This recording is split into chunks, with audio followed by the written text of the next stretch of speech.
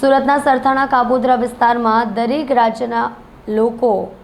અલગ અલગ જાતિના લોકો રહે છે। આ શ્રમિક વિસ્તારમાં થોડા દિવસ થઈ હત્યાનો પ્રયાસ, મારામારી, ઘાતક હત્યાનો બળે હુમલો જેવી ઘટનાઓમાં ગુનેગારોને નાથવા ડીસીબી ઝોન 1 દ્વારા ઓળખ પરેડ યોજી ગુના અટકાવવા પ્રયાસ હાથ ધરાયો હતો।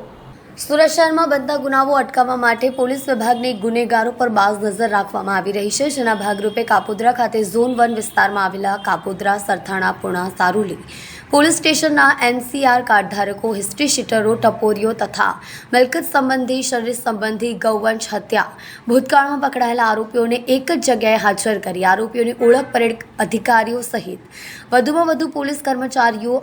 આરોપીઓની ઓળખ કરે, હાલના સરનામા સહિત મોબાઈલ નંબર સાથે ફોટોગ્રાફ કરી હાલની પ્રવૃત્તિ બાબતે માહિતગાર કરી ફરીથી ગુનેગારી ન કરે તે માટે પોલીસ દ્વારા આરોપીઓને એકત્રિત કરવામાં આવ્યા હતા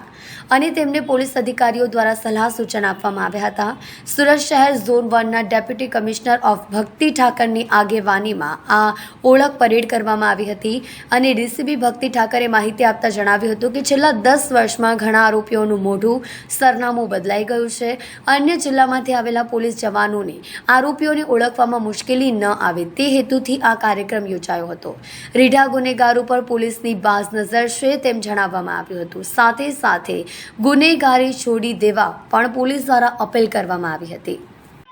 અમારા સુરત શહેરના માનનીય સીપી સાહેબની સૂચના અને માર્ગદર્શનથી અમારા વિસ્તારના જે ટપોરીઓ છે, જે એચએસ છે,